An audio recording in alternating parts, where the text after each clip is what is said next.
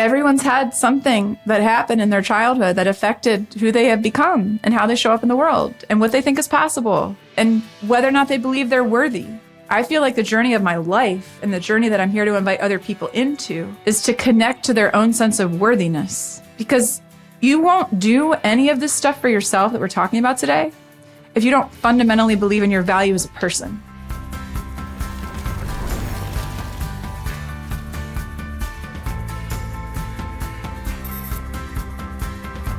Welcome back to another episode of Stories That Move. I'm Matt Duell, and as always, I'm here with my co-host, Mason Geiger.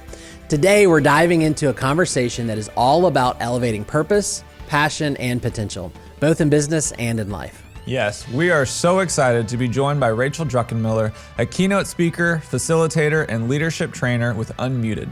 Rachel is also a singer-songwriter and has been featured communicator on TEDx.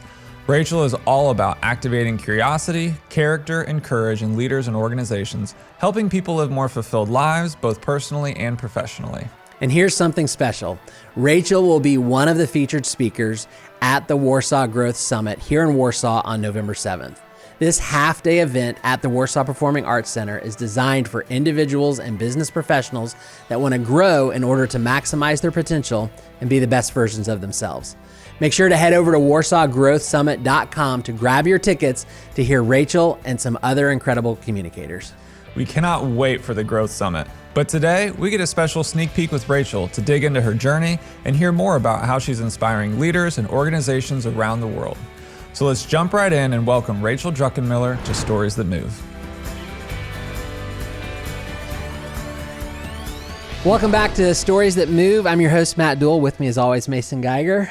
How's everybody doing today? Doing good, and really excited for today's conversation.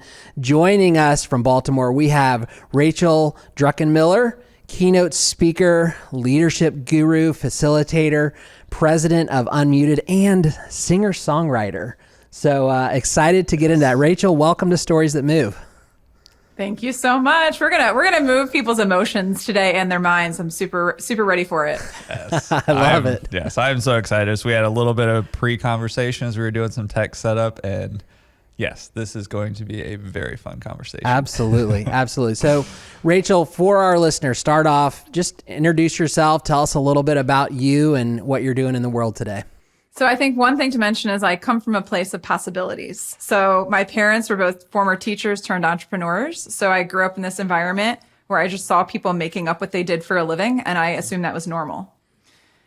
And so when I started working, I just figured, oh, well, I'm just going to pursue the things that interest me, and then I'm going to find someone to pay me to do those things.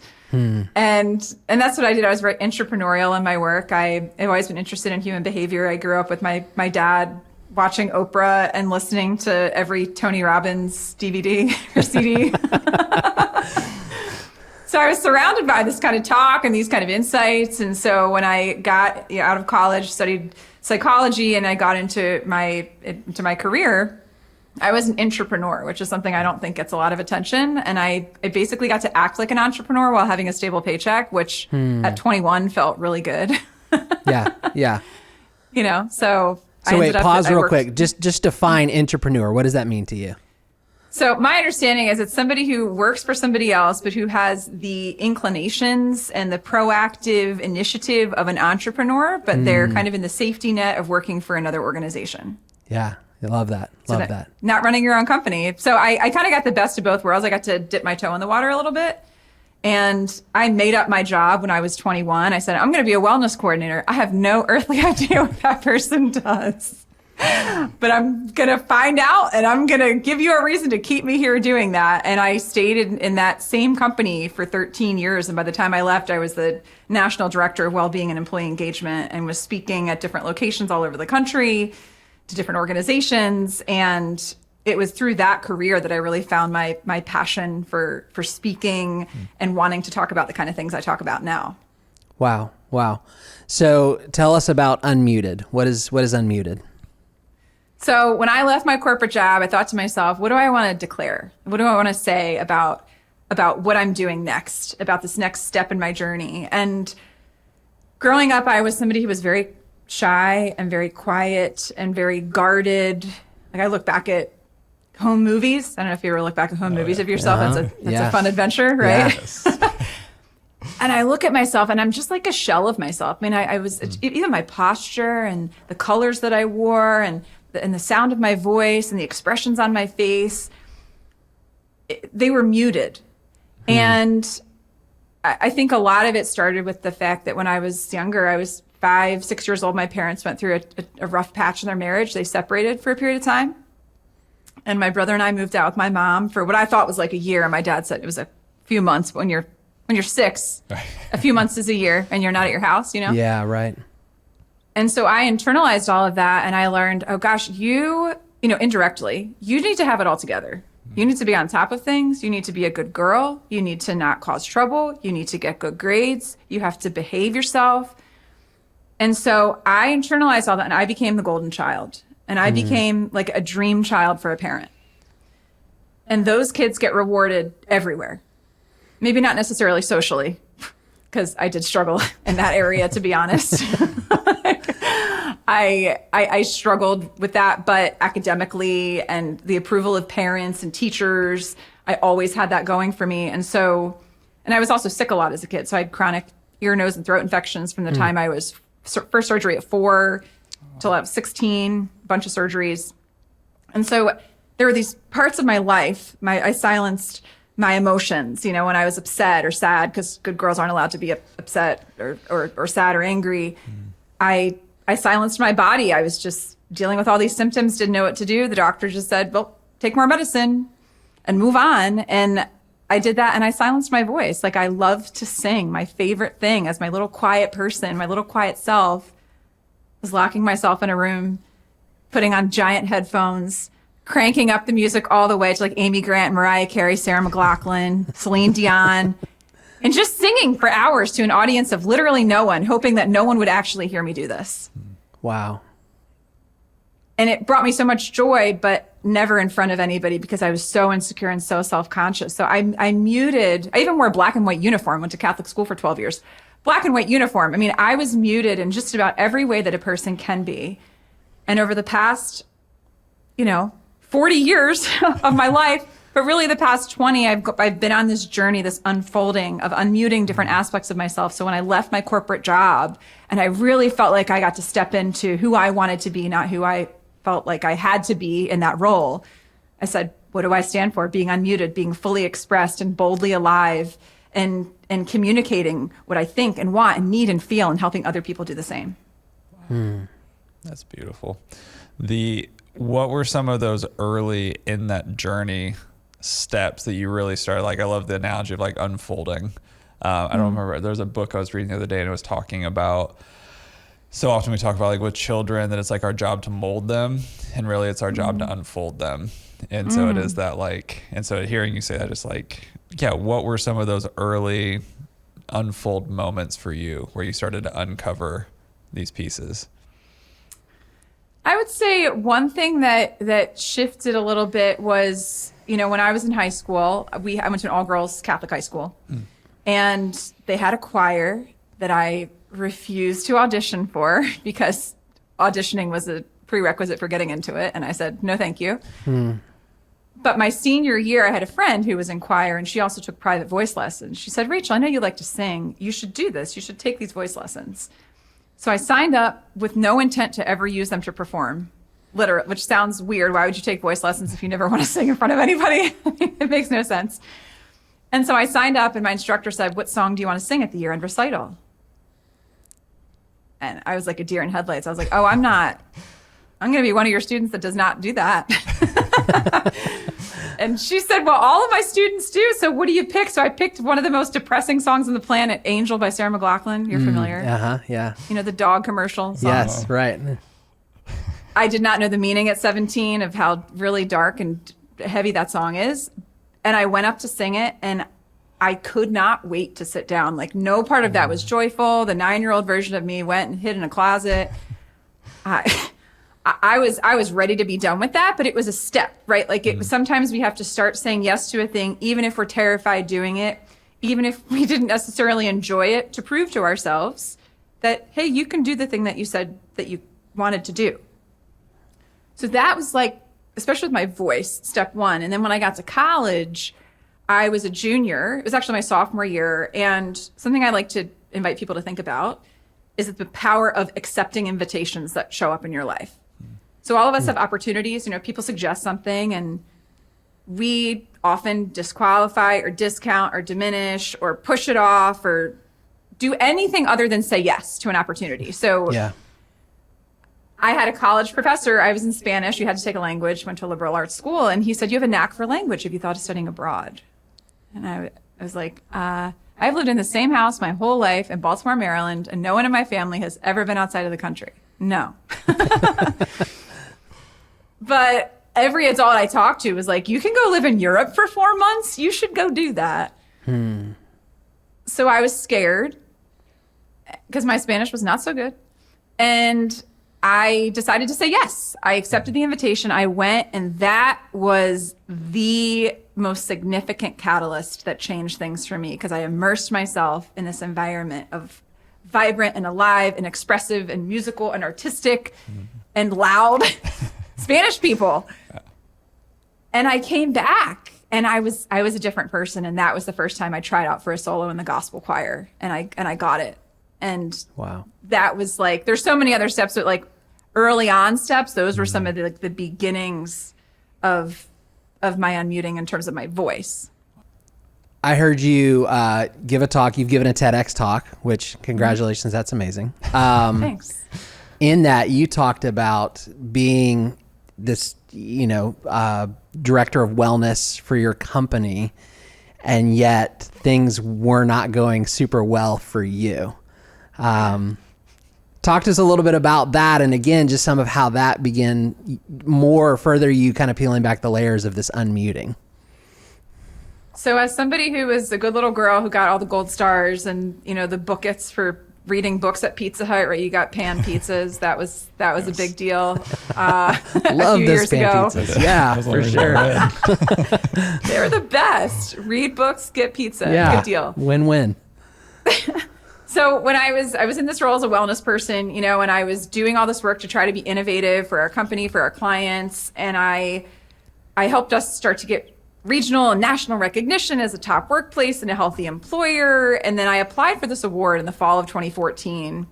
It was for the top 100 health promotion professionals in the United States. And I applied the last day this thing was due because I was like, I work for some small company in Baltimore no one's ever heard of. What chance do I have? But again, accept the invitation. Somebody suggested I do it. I leaned in and I submitted. Fast forward 6 months, I find out not only am I in the top 100, the top 10, I won the whole thing. So I won this contest. Wow. I get flown out to San Diego. I've been in the industry for 10 years, feeling like I'm banging my head against a wall to try to get anyone to pay attention to what I'm doing and saying. And I suddenly have a national platform that I'd never had before. So I go out there, they're going to bring me on stage to give me a plaque. And I said, can I give an acceptance speech? Because I'm like, sometimes we have to invite ourselves. We have to like throw our own party, right? It's not always about accepting invitation. It's about saying, I'm going to throw my own party here and just see if you'll be okay with it. So they let me do it. And that was what got me to my first keynote a year later. They said, after those 10 minutes, they said, we want you to keynote our conference next year. Wow. So that award happening to be named the #1 health promotion professional in the United States was one of the best things that could have ever happened to someone like me and one of the worst things that could have ever happened to someone like me. Best because it was like the little gold star overachiever who wants to be the best at everything was told, you are the best. And she was like, this is awesome. Yes. Yeah. And then another part of me that felt like, they said you're the best. You have to keep being the best. You have to always be the best. You can't screw up. You can't make a mistake. You can't not know the answer. You can't struggle with your own health. You have to be the prime model of all of this. And the pressure was so heavy on me that a year after the fall, actually, of the year I had this keynote, I had a dream that I was drowning. And it was like, here's your sign. And I ignored it, right? And then 6 months later, I ended up getting diagnosed with Epstein-Barr, which is an acute form of mono. I lost my voice. I had swollen lymph nodes. I've never felt, I don't know, there's like tired and then there's beyond tired. I don't know if you've ever felt Oh, yeah. like you sleep 12 hours a night and you don't feel rested and you do Yes. it for months. You're like, what's wrong with me? Yes. So I was living that, and I was the director of wellbeing at my company, and I was like, well, something's not, they just said I'm the best in the whole country, and now I'm burned out with mono. This is not a good look. And I was scared about that, but I started to talk about it. I started like really going inside of myself. And during that time, I went through a process. I worked with a coach who was trained in a methodology called immunity to change. It's created by these professors out of Harvard. Okay. And we went through this process together, and we really unpacked like what was at the root of how I got to this point. And for me, it was that after a months-long process of working together and kind of getting to the roots of some of this stuff for me, the core of it was essentially this big assumption that I was making was that I had to be good enough to be acceptable and to be loved. Like that love and acceptance were on the other side of achievement. Once you achieve enough things, then you are lovable and acceptable. But if you do not achieve enough things, if you do not impress enough people, then what are you doing here? And I believe that in my core. Wow. And that was what got me to that spot, was feeling like I had to prove myself my whole life. And I started to talk about it. I started to talk about beating burnout 3 months after I got diagnosed, because I was like, I need to be honest with people about what's going on here, because no one in the wellness space is talking about this in an honest way. They're like, manage your calendar and go for a walk. Okay, but like, what's at the core of why this is happening in the first place? It's a lack of worthiness and a desire for social acceptance. So that was a turning point for me, because I started to unmute myself. I started seeing a therapist, working with coaches, opening up to my friends, talking about things in a way I never had before, because I felt like, well, being in the pit of despair that I was in, clearly whatever I was doing wasn't working. Let me try something different. And people were so responsive and receptive to the vulnerability. And then they started opening up to me. Wow. Thank you for sharing that. Yeah. That's amazing. So I'm going to go out on a limb and say, you do Enneagram? Have you done Enneagram? What do you think? Yeah, what do you think I am? I'm going to go with 3. Talking to a fellow 3. Married to a 9, so that's Okay. fun. Oh man. So I'm a 9. Mason's a 3. Yep. Wow. Okay. So going through that process of, we'll say, burnout, for someone who's maybe in that right now or on the verge of that, what are some of those, as being on the other side of having gone through it, that you can look back and be like, here were the big perspective shifts for me on things that I viewed? And initially this was, as an achiever, it's like we take great pride in what we achieve and the things that we do and being there and having the answers. But then on the other side of it, it's like, hey, that's not what it's all about, and your worth isn't tied to that. Yeah. A couple things. I mean, one, fundamentally, was that asking for help does not make you incompetent.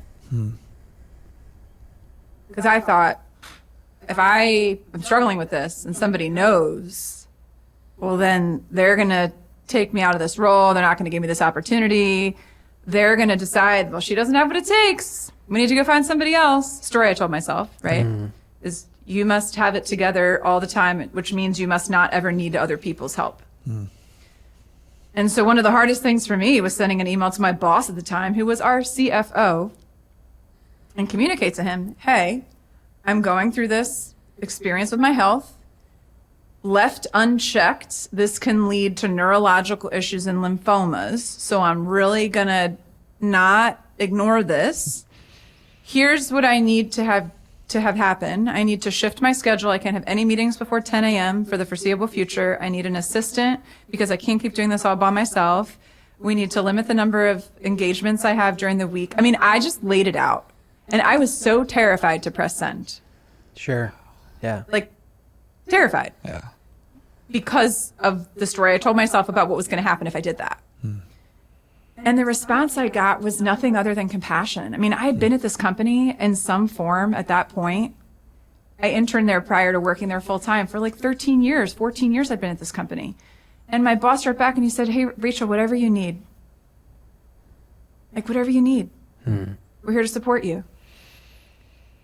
And I think most people, if they actually did that, if they were actually honest about what they were struggling with, that they would get a more compassionate response than they tell themselves they're going to get. So that's one thing. I can share others, but I want to pause and see if you have any thoughts about that. So follow up to that. How did you identify what you needed? Because I feel like so often as achiever, like you get caught in like, this is just what you do. And you get caught in that loop. And so to really be like, yeah, like I need to not have meetings before 10 a.m. And these are the things like self-care is not top priority most of the time for a 3. So it's like, what was the process to even get to that state of knowing like, hey, this is what I need to actually be able to start to recover from this? Well, part of it was I was just so tired. And when I talked to, I worked with a nutritionist who was trained in functional medicine. So somebody who had a really, really thorough understanding of the systemic effect of this virus on the body. And she said to me, she put me on like a regimen of supplements and whatnot to kind of get my body back to life essentially. But she was one of the ones that said like, you have to rest. Like this will not get better if you do not rest. And I took her word as gospel, and I decided that, well, if my immune system is totally shot right now, one of the things that helps us restore our immunity is sleep. It's one of the most important things. And about a year after I burned out, I actually got I'm a Whoop band. Yep. Yeah. It's a WHOOP. There's Aura rings. There's everything out now. Yep. But I was like, I clearly can't monitor myself. So I got a Whoop band because I needed something to tell me like, what's the quality of your sleep? How are you sleeping? Do you need more sleep? But, so I sort of got an external tool to help me with that. And I've now had this thing for 6.5, maybe 6 years now at this point. Nice. So that, and the other thing is I got more connected to community. So I was the kind of person who I did not tell my friends when I was having a hard time. I just didn't do it. I also didn't tell my friends much of anything because I put all my energy into work. So I could use work as an excuse to not socialize. I could use work as an excuse to not be engaged in different things that supposedly mattered to me, like family or other things. And I started to connect and get connected even to like a group of women that I went to church with. And I went on my first women's getaway weekend with like a group of 6 girls, a year after this happened. And I got in a text chain. I'd never been in a text chain before. Is that bizarre? At 33 or 34, I'd never been in like a group text with my friends, which sounds so weird now, but it was true because I just didn't make time for people. I didn't check in on people. I didn't follow up. I was like a bad friend. Not to heap coals on myself, but I wasn't like the world's best friend. And so I realized how lonely I felt, and that if I was going to get connected and actually make any progress, that I would probably need to open up to some people. And so I started to do that. I started to open up to people that I was close with and allow them to speak into my life. Like I had a friend who texted me a month after I got diagnosed, and she said, warning, text message, warning, unsolicited observation coming. I said, oh boy. And it was a screen and a half of text. So I braced myself. And she says, you seem to post about not worrying so much about achievement, about the importance of slowing down. How ironic. But she said, but you yourself rarely slow down. She said, if I may say so, you don't seem content or fulfilled. I was like, oh boy. I thought no one could tell. And I did. I thought nobody knew. And I felt so outed. Like for somebody who cares so much about how I'm perceived by other people, to have someone call me out. It was called out in a loving way. She said, I wish you could believe all the things you share with the rest of us. Wow. It's a good friend. Yeah, no kidding. That's a good friend. I started to let stuff like that in. I previously was like Fort Knox. I'm like, And I softened. I don't know how to technically explain how to soften, but I just became more receptive and open instead of defensive to people that I trusted, that I knew wanted the best for me. And it's a hard, you know, it's a lot. There's a lot that goes into this. There's a lot. Yeah. And those are just a couple things. Yeah, that's good. So I want to make sure for our listeners. So what I know as an Enneagram 9, burnout is not limited to just Enneagram 3s, right?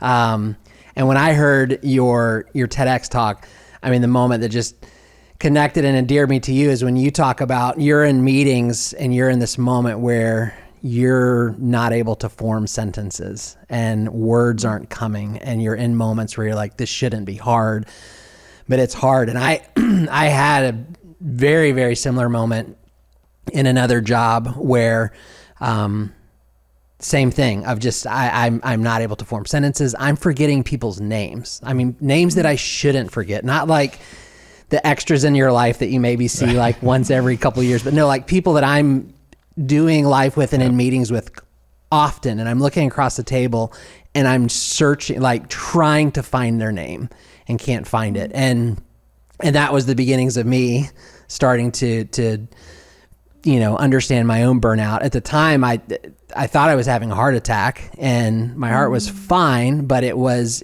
all the things that you're talking about. Again, my wife, Enneagram 4, same thing. You know, she's lived through a number of very, very high intensive creative ventures that have led her to these places of, just extreme burnout where you just end up in this pile of like, I have nothing left to give. I have nothing left to offer. So as you have shared your story, like you said, I'm sure now many people reciprocate and share with you. What have you heard from just different personalities and different people and ways that this has hit and affected their lives? There's multiple stories, a few that come to mind. One, I spoke at an HR. I do a lot with HR. And I was speaking at an HR event, I think, I don't know, it's probably like the December of 2018, end of the year event, monthly meeting. I went and spoke about, you know, beating burnout and becoming your best self as I'm figuring out how to do that. And 6 months later, I speak at another event for HR in the building and construction space. And a woman comes up to me and she says, I heard you speak 6 months ago. I don't know if I've told you this or not, but after that talk that you gave, it really gave me a moment to pause. She said, because my commute was really taking over my life. And I, at one point, went to pick up my son from school, pick him up or drop him off. And she said, the people at the school asked me, who are you? She was like, I'm his mother. And because she wasn't able to be there because her job, her commute was such that she didn't allow her to drop her kid off or pick him up from school. She had to have another family member do that. The school didn't even know who the kid's mother was. And she said, that's all I needed to realize that I could not be doing this anymore. She said, so I changed jobs. And I'm so much happier because now I can take my kid to and from school. That's, I mean, I'm just the sort of, as my dad says, sort of metaphorically, I'm like blowing the whistle at the track. That person has their shoes, they're ready to go, they're ready to run. They just sometimes just need permission from somebody. And I felt like I was that permission, you know? So that's one example. I've had people leave keynotes and like they book vacations. They're like, I just booked 2 vacations. I haven't taken a vacation in years. I booked 2 of them. I'm like, that's amazing. Or, you know, I've had a woman, and I mentioned this in my TED Talk too, a woman who was working at a large consulting firm and she was traveling a lot and she had a young son. She was a single mom, and there's a question I asked about, you know, who gets the best of you and who gets the rest of you. A question that when I was in like the worst part of my burnout, I was not really happy with the answer, if I was honest with myself. I think a lot of us, if we're honest with ourselves about the answer to that question, we may not be proud of the answer we have to give. And she went home and talked to her partner about it. And then like 2 days later, that same week, she went to her boss to ask to be taken off so she didn't have to travel anymore. So she could just be based where she lived and be in one office, which was basically like asking, can I change half my job? Which most people would be terrified to do. Yeah. But then her boss said yes. And she stayed at that company for 5 more years. She was on her way out the door. She was burned out. Like she was done.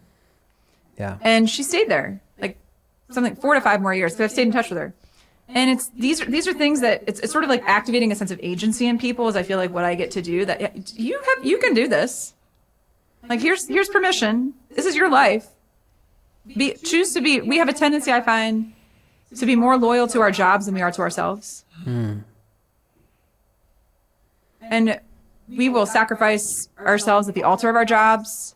We'll sacrifice our health. We'll sacrifice our marriages. We'll sacrifice our friendships, our free time, our sanity, our mental health, our physical health, all at the altar of our job. And that job can be taken from you in 2 seconds. You could put somebody else in that role in 2 days. So I think it's important for us to ask ourselves, who am I being loyal to? So why do you think that we do that? Is it a culture thing? Is it I feel like it's just becoming more and more the norm. Yeah. We live in a society where certain things have fallen away. There used to be community centers. There used to be neighborhoods. People used to be a part of communities outside of their work. And now work has become, for most people, the community that they invest their effort and energy into. And so if you don't have other places to put that energy, it's like all your eggs are in one basket. And so work has to be everything. Work has to be my sense of purpose. Work has to be meaningful to me. Work has to be where I find community, where I find connection, where I belong. And it has to be the thing that makes me money and allows me to do fun things. And work has to be where I get affirmed and validated and where people recognize me. We have put so much pressure on what work needs to be. And we have neglected the other areas of our lives where we should be looking for those things, to not just be coming from our job. So I think a lot of it is that all these other ways that we used to connect and commune and find value and meaning in our lives have fallen to the wayside for most people. And so work has become everything. So for you, you have this huge moment. You work with your boss to adjust things and to kind of move towards healing. But we know ultimately, as you've already told us, you ended up leaving that job and then taking a pretty big leap and probably a scary step at the time of starting your own thing. Talk us through that transition and just how you, even in what you just said, kind of just said, hey, I was at the top of my game. I was award-winning, best in the world at what I did. And now I'm walking away to do something different. Talk to us through that. I mean, it was scary. There were a lot of things about it. I kicked that can down the road for so many years. I thought about leaving that job in 2012. I didn't leave till 2019. So I think that can happen too. Sometimes we know we need a change. We're not ready to make it yet. Yeah. And for me, I felt like I needed to go through that burnout experience. Like all these things needed to happen. And again, back to accepting the invitations and leaning into opportunities. I think regardless of what somebody does for work, that every single one of us can do this in a more intentional way. So it was in the fall of 2018, and I was at a conference that I had spoken at before, the same conference I won that award years earlier. And I knew that I wanted to get into the speaking thing full time. Like, this is what I want to do in my life. And so somebody introduced me to a guy who was a speaker. And I said, if there's a book that you could recommend somebody read who wants to get into this, what would it be? And he mentioned a book called Steal the Show by a guy named Michael Port. And he said they have trainings. They do speaker trainings, and you could look into it. So I ordered the book before I left the bar. I went online. I looked at the price of their program. I laughed. I closed the window because I was like, well, that's never going to happen. That's more than graduate school was. Okay, next. Yeah. And then I find out that, lo and behold, this company is having an in-person event, a 3-day masterclass in Philadelphia, which is a train ride from where I live in Baltimore. And it was going to be in the hundreds of dollars, not the tens of thousands of dollars. And I thought, I can play hooky from work for a few days and go to this, which is exactly what I did. I just took off a couple days and took a train to Philadelphia, didn't know a soul, 500 people in this room. And I was immersed in this environment of people that were training in improv and voice and stagecraft and writing. And I was like a kid in a candy shop. I mean, I felt like my heart was going to beat out of my chest. I felt so alive, and I had this knowing that I am supposed to do this. And they're really good salespeople, and they did this altar call where it's like, there's only 75, but wait, there's only 75 slots and whatever. And I've gotten better at listening to what my body tells me. So if I'm in a situation where I feel like my heart is going to beat out of my chest, I really pay attention to that. That's my body telling me, like, that's like pulling me toward it. Like, this is for you, pay attention. So I called my husband and I said, do you trust me? I'm about to dump out our bank account paying for this program. And the only reason we had the money to pay for this is because 2 years earlier, my grandmother, my dad's mother, had passed away.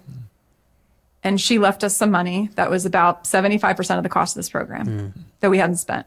And my grandmother grew up in a time where women did not really have a voice, where she was married to a World War II vet who muted everything and suppressed everything and sometimes took it out on her. And she also loved to sing. My grandmother was in the choir at church. And I thought, this would be like a really meaningful thing to do. Yeah. To do it, to carry on her legacy in some way. So I invest in this program.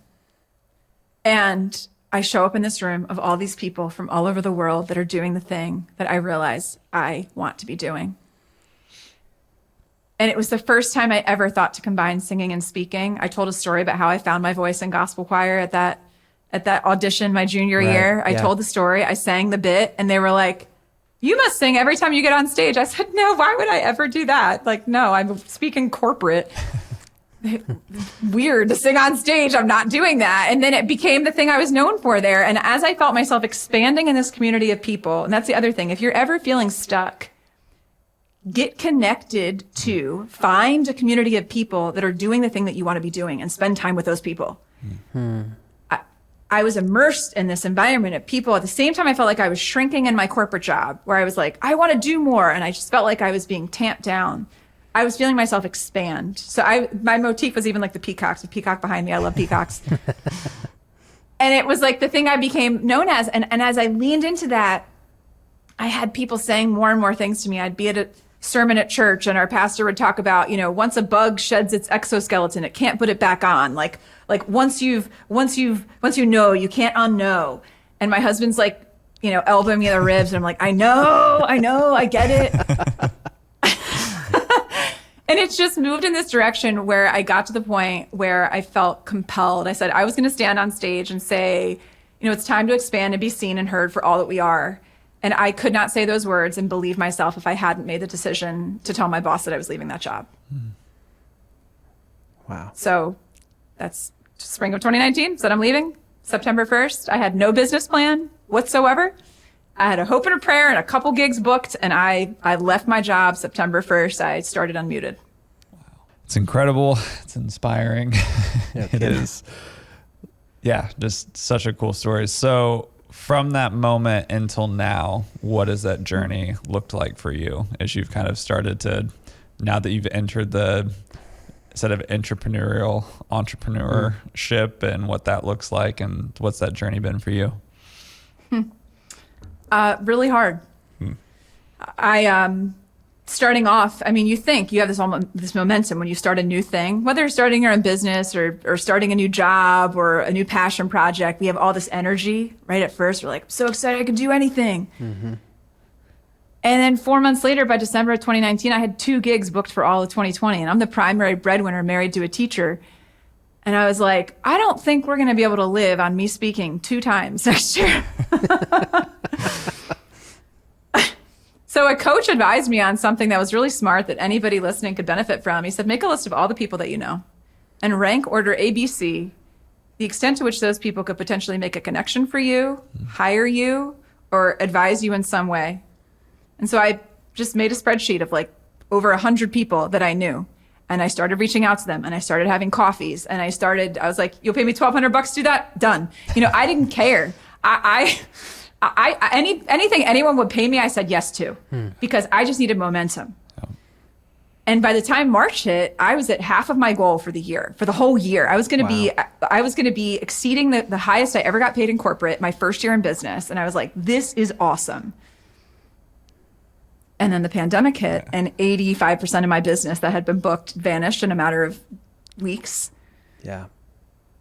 my husband was teaching elementary school physical education from our basement remotely. So just use your imagination how terrible that was. And then 6 weeks after everything started to fall apart, my husband and I were out running outdoors because they told you should go exercise. And a pickup truck took a right-hand turn at a red light and hit me. And I fractured my back. No way. Wow. May 3rd of 2020. Yep. And I was rushed to the hospital and they said, you have a compression fracture in your back. And I was devastated. That year was already not the best. And in that moment, I'm in the hospital by myself because at that time, you couldn't see anybody. My husband couldn't bring a phone. I was there by myself. He couldn't even run the ambulance with me. And it was a horrible time. And I thought to myself, laying in the hospital room, crying, singing random things like Hakuna Matata. I don't know what I was doing. I needed something to like relieve all the that I was feeling. And I thought to myself, there's something here about rising up when we get knocked down that I'm going to use. And 2 days after the accident, I was giving a talk in a back brace. I was in a back brace for 2 months. Just like this, behind a computer, to a group of HR leaders about building hope and resilience in the midst of uncertainty. Joke's on me. Because I picked that topic prior to the accident. And I started talking about it. And I started going online. And I knew it was a time where so many people were struggling. And because of what I'd gone through 3 years earlier with the burnout experience, I had practiced opening up. I had practiced being vulnerable. I had practiced showing the harder, less glamorous, painful parts of an experience and being able to talk about it publicly. And I would go on every single day. And I was sharing updates with people. I was singing things to people. I was saying, I know it's really hard. And sometimes you just got to let yourself cry. And I mean, I still have, I had PTSD from that experience. And I was a year of seeing physical therapists and neurologists and acupuncturists and orthopedists and radiologists. I mean, I would never want to relive that year of my life for anything. But the gift that time brought me was it made me want to reconnect to the thing that we opened talking about, which was this thing that brought me joy from the time I was very little, which was singing. Yeah. And during that time, February of 2021, I started taking virtual voice lessons. So voice lessons for the first time in 20 years. And it was an outlet for me. It was like what it had been before. It was this thing that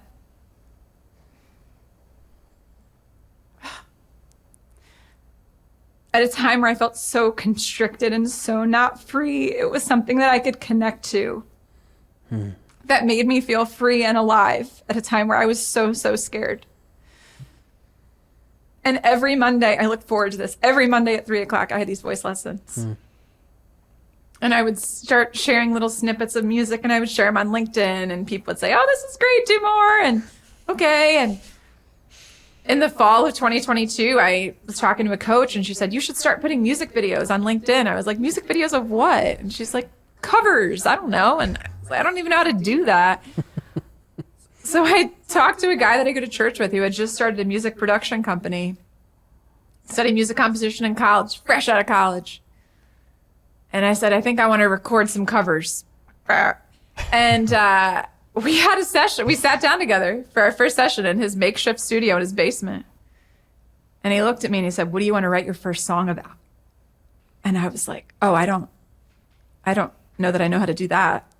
I don't play any instruments. I don't have any background in songwriting. I can't read music. But I have been through some stuff and I had a story to tell and I had things to share. And so when he asked me that, the night before I'd watched a documentary called Bully about kids who were bullied and with some really devastating outcomes. And one of the parents who lost one of his sons to suicide gave out these bracelets at these events that they would host to memorialize the lives of people that had been lost. And the bracelet said, I am somebody on the bracelet. And so I looked at Leroy and I said, I want to write a song about being somebody because everybody wants to feel like they're somebody who matters and a lot of people don't. And that was the beginning. 6 months later, 5 months later, on January 26, 2023, my first song released on Spotify, and had several songs come out, a music video. I'm working on a new one now. And it's been one of the greatest joys of my whole life. Oh, so cool. Okay. So thank you. This is awesome. So for the listener, so you are the little girl singing in the closet with the headphones, hoping no one hears you, belting out the Mariah Carey, to now releasing things on Spotify and music videos on YouTube. Yeah, what do you say to the listener who is stuck in the little girl in the closet phase? Yeah. One, I would invite her to be gentle with herself, because that girl is doing that for good reason. She's just trying to protect herself. And it's what feels safe. And so give a bit of compassion, like don't hit her over the head. And also to ask yourself, hey, like, what is the cost of you staying silent? What is the cost to you, to your potential and capacity to experience joy and fulfillment? What is the cost to the people that you love? What is the cost to the people that you're meant to serve and impact? What is the cost of you staying silent in that closet? What regret might you have in your life as a result of doing that? And then to flip it and say, what becomes possible if that version of you finds the courage to step out and be seen and heard? Like, don't think about what could go wrong, because we all do that naturally. Yeah. Yes. What becomes possible? And for me to have people say to me in tears, I've had a 54-year-old man say to me, my whole life, all somebody told me was that I wasn't somebody. And this is the first time that I feel like someone's really telling me that I am somebody. And I've just seen so many people through the music. I write very message-driven music, you know, that the words, the lyrics are very intentional, and I want them to communicate something really powerful. And when someone tells me that they listened to a song and they cried, or they listened to a song and they shared it with somebody, or they listened to a song and it healed something in them, what's the cost of me not they would have missed out on all of those opportunities to have growth and connection and joy and healing in their life, because I was so focused on my own insecurities of not being good enough. Is that a fair trade? So that's what I would say. What's the cost? Yeah. How does curiosity play into all of that for you? It is it.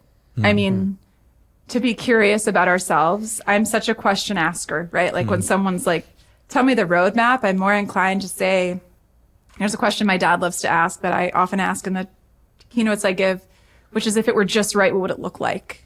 And you think about your life and you're like, anybody could ask themselves that question about any aspect of their life that they're feeling stuck in, or that's not optimized in some way.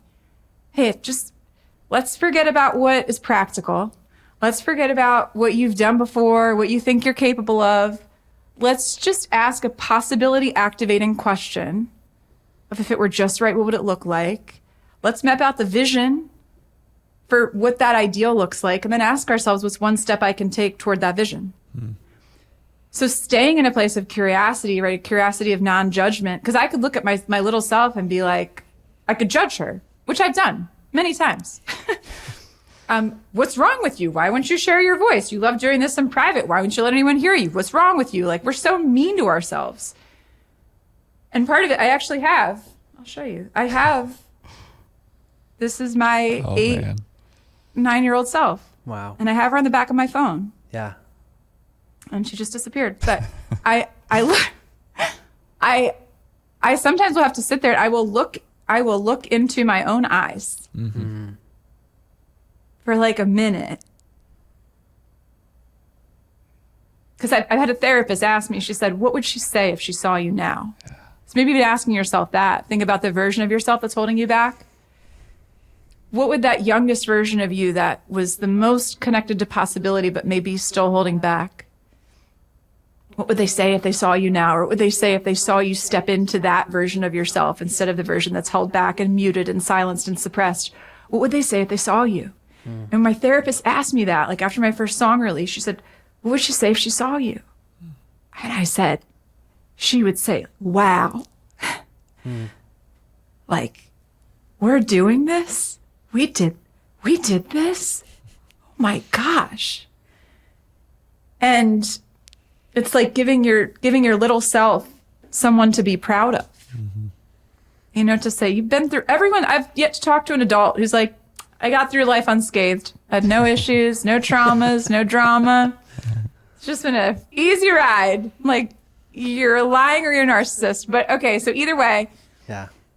everyone's been through something. Everyone's had something that happened in their childhood that affected who they have become and how they show up in the world and what they think is possible and whether or not they believe they're worthy. And I feel like the journey of my life and the journey that I'm here to invite other people into is to connect to their own sense of worthiness. Because you won't do any of this stuff for yourself that we're talking about today if you don't fundamentally believe in your value as a person. If you don't believe that you are somebody who matters and that you're enough. Yeah. I mean, for each of you, if you think about like, and for anyone listening, if you think about everything that had to go right to the earliest like time you can possibly remember and go back to, the number of things that had to happen for any one of us to end up here. Like your great-great-great-great-grandparents had to meet in such a way, and they had to conceive a kid in such a way, and then they had to conceive a kid in such a way in such a place, and then that person had to meet this person to then become... Are you kidding me? Like, none of us could orchestrate any of that. And when you think about how any of us came to be, for someone to think, the thing that makes me so sad is for someone to think they don't have any worth and value as a person. Yeah. Or that the world will be better off without them. Like, it breaks my heart. Because I think everyone has value and everyone has worth. And everyone has something to contribute. Yes. And sometimes we just need people to reflect back to us the goodness we cannot see in ourselves. And I feel like in my role, I get to be a mirror for people. I get to show people, like, you have this inside of you. Look how beautiful. Look how amazing this is. Look how amazing you are. Look what you're capable of. Yeah. And then they lean into that, and then their life unfolds. Yes. No. So awesome. And I mean, we love that because, you know, what you're talking about is a version of why we do what we do, and just believing that everyone has a story, right? Everyone has a voice, everyone has a story, and all of these amazing things and twists and turns that we have in our life all come together to just give us this beautiful mosaic of experiences. And so, absolutely love that. Love that. So for someone who wants to go on this journey with you, what does that look like? Well, I'm writing a book right now that's not out yet. That's going to have a lot of this in it. So different aspects of that. I mean, for a starting point, follow me on LinkedIn because I share on there like just about every day. I'm very active on there. Okay. I'm on, my music is wherever they stream music. I mean, I share a lot of these similar messages in my songs. I've been asked by enough people, do you do coaching? That I'm actually like creating an offering for that because I've had so many people ask about it that I'm like, again, accept the invitation. Right. If enough people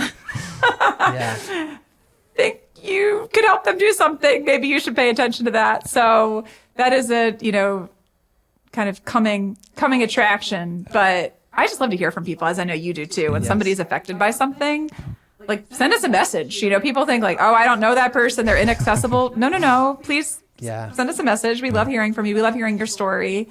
And, giving resources where I can. If there's some way I can help somebody, I love when they just reach out. And if I can offer something, then I'm happy to do that to support them.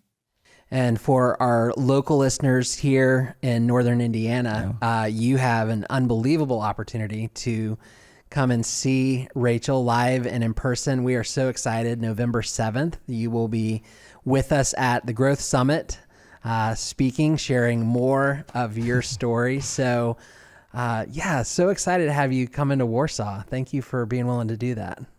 Thank you for the opportunity to share my story. I really appreciate it. Yeah, absolutely. So November 7th, get on warsawgrowthsummit.com. Get your tickets. Don't miss that.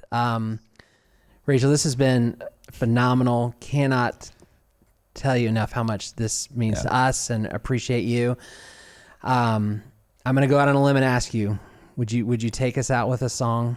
You got anything? She's